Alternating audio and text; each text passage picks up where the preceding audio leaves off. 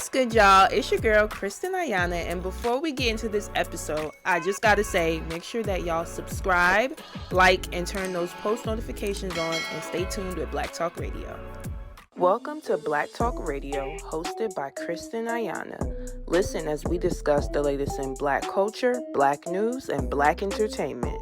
What's good, y'all? It's your girl, Kristen Ayana, and welcome back to Black Talk Radio, where we discuss the latest in Black culture, Black news, and Black entertainment. Now, I'm super duper excited because we got a special guest in the building, and you know it's Women's History Month. Shout out to all the Black amazing women. So, who I got with me today? Chassidy Autumn. Hey, girl. Hey. Thank you so much for joining us. You know, you came to Jersey from Brooklyn. Oh, no, I'm just joking. How's your day going so far? It was good. I started it off with church. Yes, I sang in the choir. Oh. So I sang, and yeah, then I drove here. Wow, that's a good productive Sunday. I love that. So far, so good. And then I have, later on, I'm supposed to do a 20 versus 1. Oh, you are? Heart is in the butt. Oh my gosh, those videos have been going crazy. Girl. So yeah, I'm excited. Then I gotta show up for my friend for a pop-up shop. Oh, you got a busy Sunday. Right, but are your weekends normally busy? No, Sunday be like your chill day. Yes, but I'm like, it's eventful. It doesn't feel like work today. Okay, so okay, it's calm. Yeah, that's good. Yeah. So speaking of work, that's what we're gonna get into today. So you know, for those who may or may not know, can you just talk a little bit about who you are and, of course, what do you do? I am a hairstylist and a teacher now, and I have a school and I have a business where I run a sweets building. So I have a whole bunch of Black entrepreneurs, women, and they all do different things: MUA, nail tech, lash tech, I said that already? Yeah. Esthetician, tattoo artist, a braider. It's a few girls in there. A girl that sells jewelry. And then next door is the school where I do hair. And then I teach classes. Wow. And yeah, we're supposed to have some surprise guests next week. So ooh, tea! I'm excited. I love that. So what made you get into beauty and just doing hair? What was that like for you? How did you get into that? My mom just never knew how to do my hair. That's just the real tea. I used to go to elementary school. You know, you care about what people say. Yeah. They're bullies in New York, first of all. They're bullies. So, yeah, I just had to keep it cute. My mother didn't know how to braid. She didn't know how to do anything. So, I just was always doing my hair myself. And then it became easy to me. But then it was when I went to middle school, it was all my friends would be like, can you do my baby hairs? Can you do my hair? Can you do this? Can you do that? And then I would have girls come after middle school to my house. My mom was like, I don't like this. I don't know what's going on, but she they give you $10, $20. What's going on? Are they paying? I'm like, no, I'm just out here. And then eventually I was like, all right, $40. Yeah. Something. Hey, something. Wasting my time. No, I'm just joking. But yeah, it was just easy to me. So then it was just it happened. It just literally happened. I was then doing hair and it was my career. But it really was a thing where I had another job too, because I would say back in the day, you know, the world is changing. So back in the day, it was once you tell your parents you want to do hair, it's girl, no, you could do hair, but you're going to be a nurse too. So I'm I don't want to, I don't want to study. You're going crazy. So then, yeah, it was just I had a little job. I was a host at a restaurant and I was making $14 an hour. But like I said, I was charging girls $40. So it was only taking me 2 hours to do an install. Yeah. So I'm if I put my whole focus into hair, I'm making $20 an hour. I'm getting the pay that the girls is getting when they get a job. So then I was yeah, I'm just gonna do the hair. I just had to literally take a leap of faith, and I did it. And after that, it was literally over. I was doing it in high school, and it was just over after that. I was yeah, this is what I'm doing. Wow, I love that. So you were doing that in high school, and then, so when it was time for you to graduate high school, what was that like for you? Did you... With hair, right? Yeah, with hair, maybe with college. What was that experience? It was good. I had really high grades in high school, and it was kind of just trying to prove a point to my mom, girl, because she thought hair was distracting and all of that. So then, I had to prove my point. I went to Spelman. So all girls school. So Yes. I was just like, literally keeping my faith. Like, it's how could this go wrong? Everybody said, like, Atlanta was the place to be for hair. So I was like, this can't go wrong. It's all girls. Like, I was searching up the girls that was going to be in the school. I'm like, let me see if there's hairstylists. Like, let me see if I'm going to be that one. Yeah. And I was. Like, there was no other person. Like, there was people that was doing hair, but it gave they're doing hair to get through college. It didn't give they're doing hair because this is what they want to do for life. So I knew that's what differentiated me. So I'm like, I'm going to get my bag on campus. And then on campus, it was like, you know, they have, what's it called?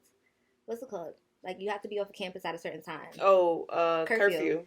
Yeah, so we had curfew. So, and then Spelman, you could only have girls on campus that you're inviting over. Like, you're not inviting boys over. So, yeah, I would just do hair after classes and stuff like that. And eventually I was just like, I gotta move off campus. Like, I need all my clients. I need to be doing it until 3 a.m. Like, what's going on? I need the money.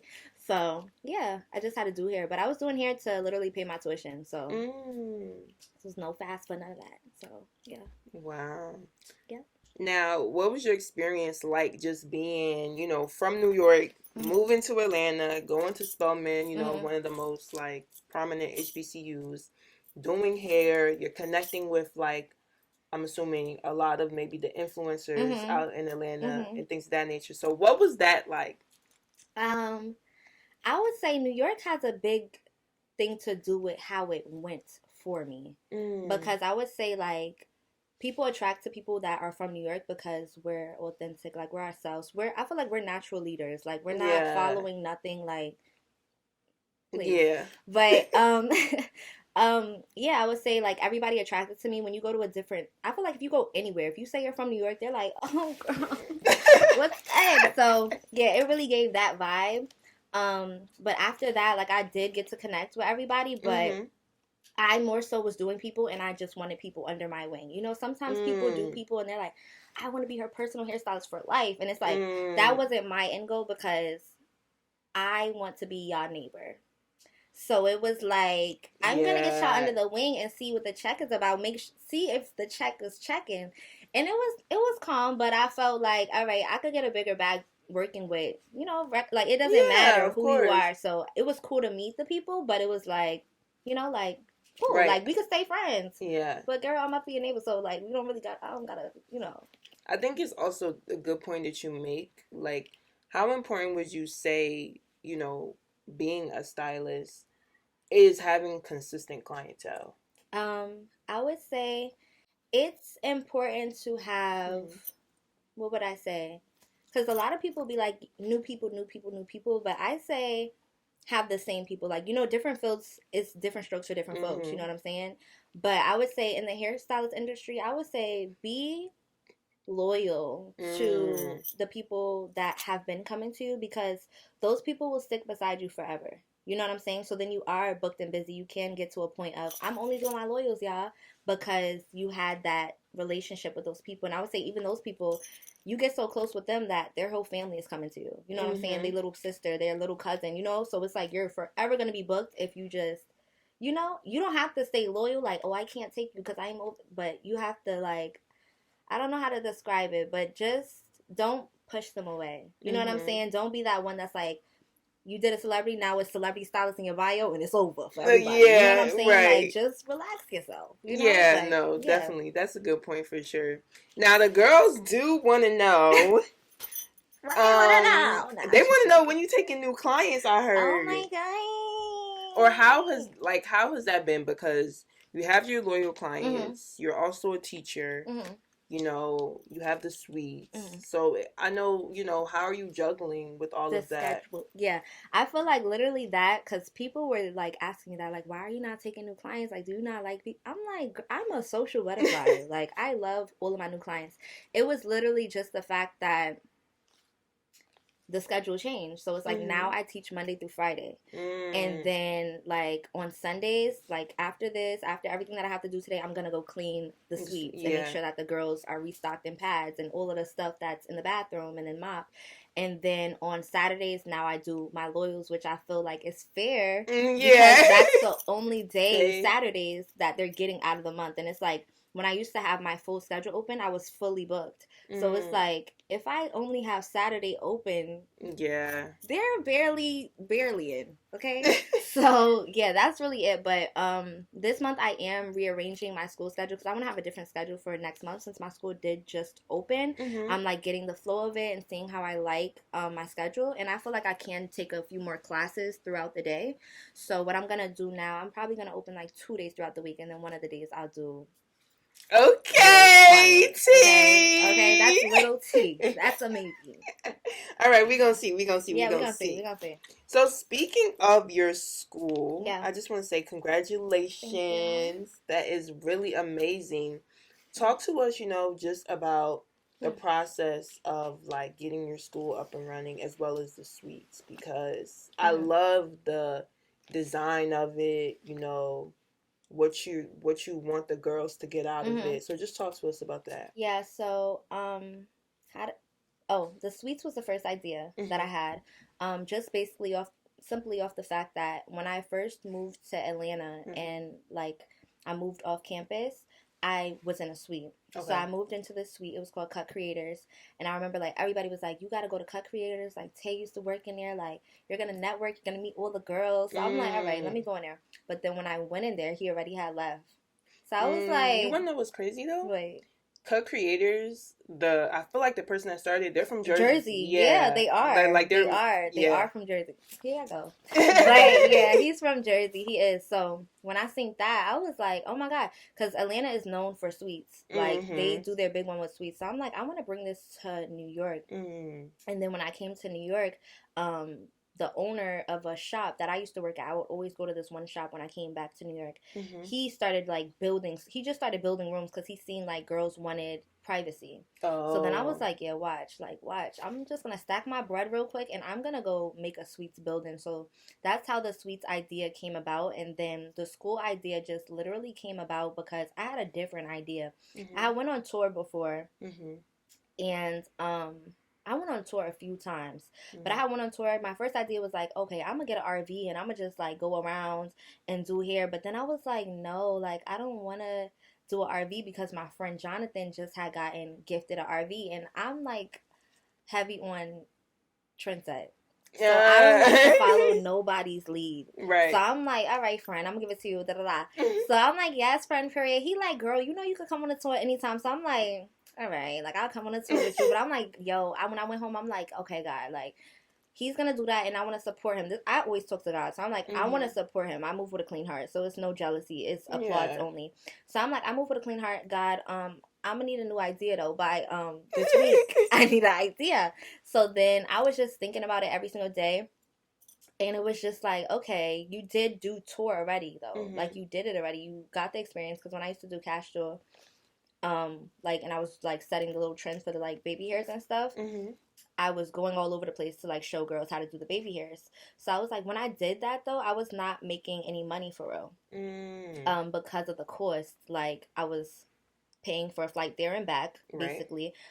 Paying for my Airbnb, paying for the venue, to set up, and then paying for it to be set up. So it was a lot of money going out. And then I had said this in another podcast, but it was just like me literally putting out so much because I want my girls to get an experience and not getting anything back. And it wasn't like I minded because I continued the whole entire tour. I wanted everybody to learn, but it was still like, all right, how am I going to be up though? Because I'm going to be poor doing the tour. So then it was literally like, I'm like, I could just have a building. That's what I was telling myself. I was like, I could have a building and girls could come to me. Like, I'm saying a building, but then I was like, when I started designing it, because I draw and stuff, I started designing it.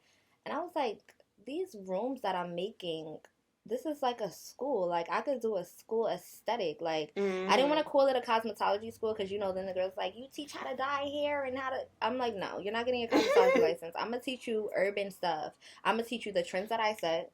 Baby hairs, versatile sewing, sew-ins. I'm going to teach you how to braid. I'm going to teach you that stuff. I'm going to teach you customer service, content. You know what I'm saying? But... yeah, then I was like, this is a school. This is literally a school. Like, if I'm having classes in here, this is a school. So I'm like, oh my God, I'm going to open a school. But then I was... teacher!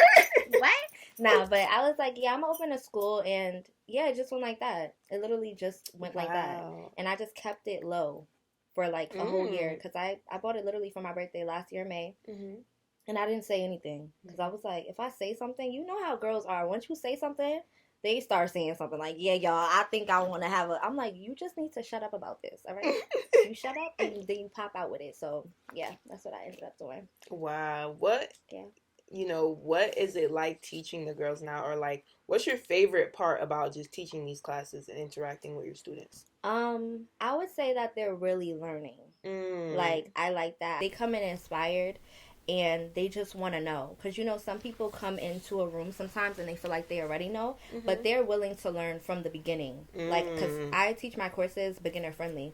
Okay, got you. So I teach them why I'm doing what I'm doing and why I'm doing it like that. Like, because you know some people would just be like, yeah, I know that stuff already, but it's like they be like, okay, but why did you do that? And I'll be like, all right, let me tell you why I did this, because da da da. And then I like to see the progress at the end of the class, because they be having mannequin heads and stuff. In some of my classrooms they have notebooks, so they take their notes, and I'll ask them like, you know, what did you learn from this class? Or it will be like in the lecture hall, for example, I'll have a stage in there, so in the lecture hall, like, I'll ask them to give an example of what you would do if a client was running late. Like, I need to see you in action. I need to see some of y'all in action so I could help y'all. I could correct where y'all going left at. You know what I'm saying? Or even if y'all are running late, do y'all return the energy when the client is angry? Do you get angry? Like, I need to help y'all, because you know I feel like a lot of people do want to be in the business, but the service horrible. Yeah. You know, and it's like I want them to win too, but it's like I feel like they just don't know what's correct or what's not, because entrepreneurship came really fast, and once people seen it, they were like, I want to do it. And it's not a school or anything to teach you how to do it. So I was like, I should definitely teach, because it's like I can show people longevity. You know what I'm saying? I've been doing hair so long. So wow, I love that. I love that too. Like, they're getting various aspects. Like, yeah, I'm teaching you how to do, you know, hair, but you're also, you know, showing customer service. Yeah. And other things that are like super duper important. Yeah, to make it last. Yeah, for sure. So my next question is, you know, what has your experience been, you know, just being 23-year-old Black woman entrepreneur? If you could describe it maybe in like 3 words. I would say 3 words. Okay.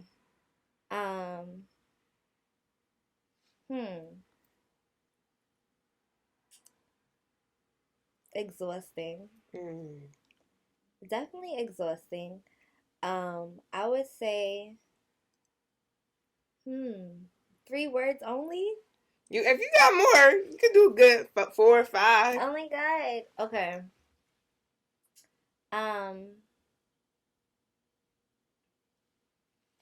Okay, I think I'm like messing up when it comes to the 3-word thing, but I'll just say like 3 things. Yeah, go ahead. I would say that I'm growing and learning, so it's a learning experience. I would say it's humbling. It's a humbling experience, and then, like I said, it gets exhausting, but yeah, those 3 things: it's humbling, exhausting, and you're learning and you're growing at the same time. So you just feel so many emotions in one. And then I would say something that happens is a lot of people, since I am 23, they don't be taking me serious until they see what I have to show for myself, and that's kind of annoying. But it's like, it is what it is. Like, you're gonna see. Yeah, but soon come. Yeah, literally. That's what I would say though. So you mentioned that you know, being an entrepreneur and, you know, just doing this at a young age, it can be a humbling experience. So when was the time where you felt like you were humbled? And how did you navigate that? Okay. I'm gonna start with how I navigated it, and then I'm gonna say the predicament. And I'm not gonna say no names, but I'm gonna say the predicament. Okay. So, a humbling experience, how I navigated was to not make myself the victim, and more so become the student. Okay. And understand like what role I have to play in order to not be in a predicament like that again. And okay, so what I would say is sometimes, like, while we're chasing stuff, we won't realize what's important, like what's really important, and like our end goal for real. You know what I'm saying? Because we're just like, it's fast, it's fun, like, well, I want to do her, da da da. So we don't put ourselves first. So I would say that was the humbling experience for me, because I was put in a position where I was working with somebody and I was their personal hairstylist. I was a few people's personal hairstylists, but it was a point where I couldn't afford my rent and your girl had an eviction notice on her door. But it's like, it's humbling because it's like Instagram is so facade. You know what I'm saying? So it's like everybody on Instagram, though, when I go on Instagram, it's like, period, you doing this, period, you up, you got $1 million. And it's like, really, that's not the case. You know what I'm saying? Because I'm only allowed to do my sis. And it's like, I'm doing one person, so that's one payment. When I could have been doing 9 girls today that got different services that got me a big bag and paid my rent in one day. You know what I'm saying? So it's like you limit yourself because you want to do the person so bad or you love them so much or whatever the case may be. And then it's like when you get there, it's like, girl, they're not offering to pay your rent and make sure that you alive. They like, girl, come right now at 3 a.m.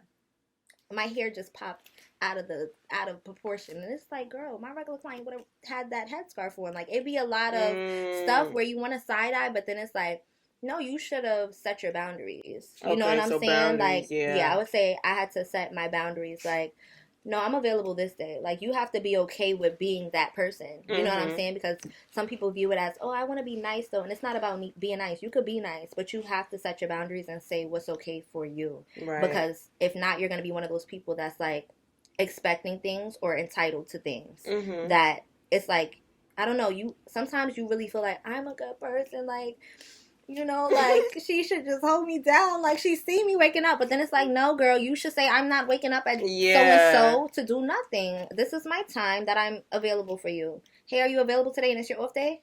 No, I'm not. I don't care who you are. You know what I'm saying? If you're meant for me, that's another thing I had to learn. If you're meant for me, it's going to flow. You know what I'm saying? I'm not going to be feeling anxiety. I'm not going to be feeling none of the stuff that I'm feeling if you're for me. You know what I'm saying? So... yeah, that was a humbling experience. Girl had the eviction notice. I was like, wait, I gotta. So homeless or all right, I'm not gonna be homeless.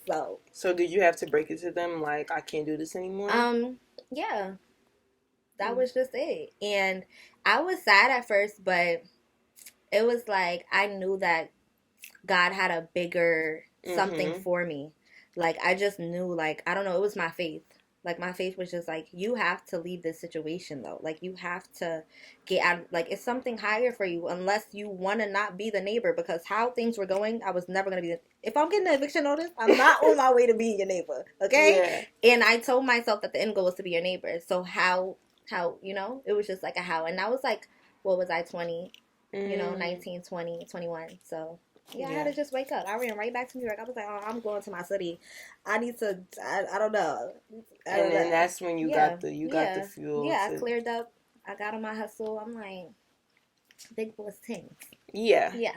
I love that, though. And I think that's a, dope experience that a lot of people can relate to, because with Instagram and just, like, being an entrepreneur, it really does take a minute for you to get to the point of being in a good financial space. Yeah. And I feel like a lot of people don't know that. Yeah. Because they may see, like, the people that you work with or things that you do and just automatically assume, like, that equates money. Even, right when you do one lit person, they in the comments, like, the bag is up. They be saying the prices just went up. And you like, girl, the prices are still the same. Like, even worse. No, just joking.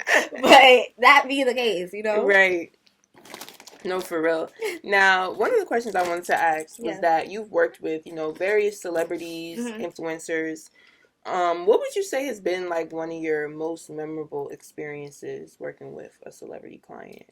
Can I say 2? Yeah, of course. And this was 2 that I really loved. I loved being on set with Summer. Because I feel like I like doing all that crazy stuff, like doing hair in a car. Like, I just like to show that, girl, I'm the one, not the 2. But, yeah, so I like that. That was all fun for me. Like, I like stuff like that. And then I would say another just heartfelt experience, because, sometimes you crave just a person appreciating you, was working with Spice, because she was the person that I worked with for the shortest amount of time, I would say. But it was, like, I want to say, like, 6 months. But she was just always bigging me up. Like she would always just be like, "You're young, you're dope." Like she would just always put that stuff into me, like, "You're the one." And then it was like, it wasn't even just behind closed doors. Like it was on Good Morning America. It was on every interview she had. She was like, "Yeah, you see my baby ears, Chassidy," and I would be like, "Period, I love you." So yeah, I would say those were two people that I really like loved. I love that. Shout out to Spice. I'm Jamaican, so I'm Jamaican by association. I was just in Jamaica. My best friend is Jamaican, so we went there for her birthday. Did you have fun? Yeah, it was good. Girl, we went to the strip club. Yeah, they got me good. I was like, oh my God, I repent. Yeah, they crazy for sure. Yeah, but it was a good time. I love that. Yeah. Now, if you could collab with any influencer, brand, celebrity, who would it be and why? Influencer, brand, or celebrity?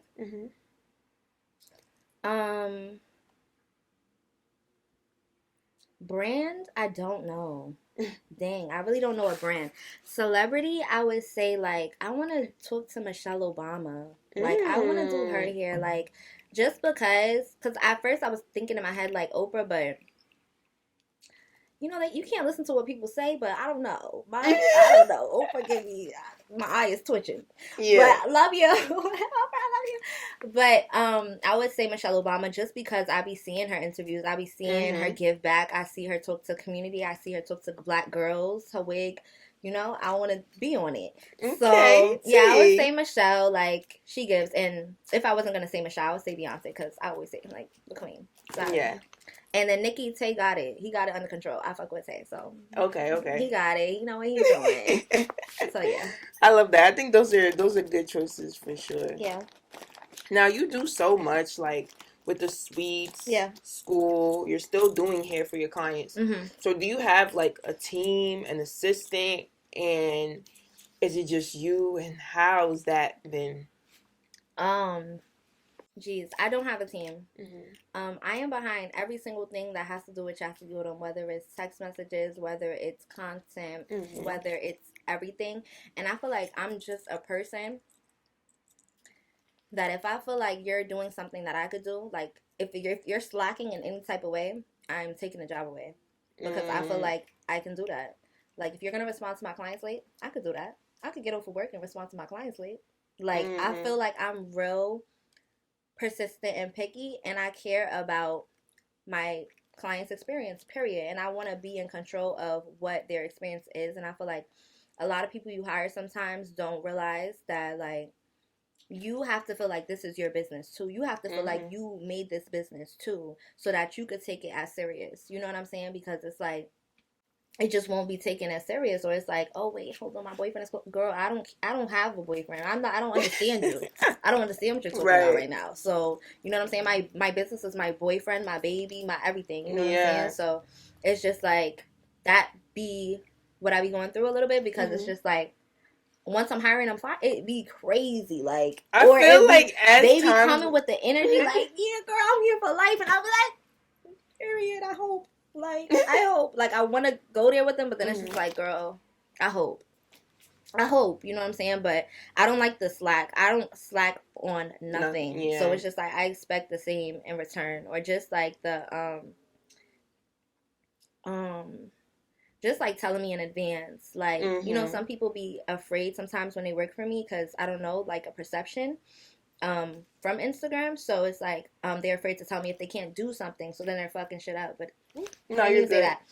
But you know, they're messing stuff up, and it's just like, girl, I would have rather you been transparent. Yeah. You know what I'm saying? Because now you're messing stuff up, and I'm letting you go. You fucking my shit up. I don't want to do that. Like, I told you to be honest. I said that's a part of the job, right? You have to be honest. So yeah, I just like good communication. So I would say that be that. And yeah, I like people that take accountability though. Like, I have hired people and they stayed for a long time because they take accountability. But I also do understand that everybody, just like me telling people I want to be the neighbor, I understand that everybody feels like that in life, period. You know what I'm saying? So somebody potentially has an assistant position, but then wants to bloom into their own boss. You know what I'm saying? Yeah. So yeah. Okay, that makes sense. It's not too crazy, but it don't be crazy. I never let anybody go, and I don't feel like they were saucy. Mm-hmm. I feel like they wanted the job still, but they understood that I was trying to shoot for the stars. Right. That you were standing on they business. understand. Yeah, they understand. I mean, now in today's time, I feel like if they're looking at it, they're like, okay, you're right. Like, I was a little lazy. Yeah. That's fair. Now, my final question for you. Yeah. If you could leave, your supporters, your clients, with one thing to remember about you, what would it be and why? I'm the one, not the two. No. Like Nikki starts no, let me relax. We got a barber here. Girl, no. What would be one thing about me? Mm-hmm. I'm as genuine and as real as it gets. I feel like I know. I feel like I know that. Mm-hmm. Like, if you come across me genuine in a way of friendship, in a way of if you're my client, if you're my student, I'm gonna give you everything. I'm gonna give you everything you want to know. I'm gonna give you the tea, everything. Like, I'm gonna tell you about yourself. You're my friend. You know what I'm saying? Family. I'm gonna hold you accountable. All of that. You know what I'm saying? So yeah, I'm gonna be my most authentic self always. I'm gonna be a representation of God. Seriously. Love that. So yeah. Well, I just want to thank you so much for coming to Black Talk. We kicked off Women's Month the right way. And we're wishing you nothing but the best. Thank you. Thank you for having me. I'm shy now. I'm just joking. I'm gonna give you a hug. Yeah.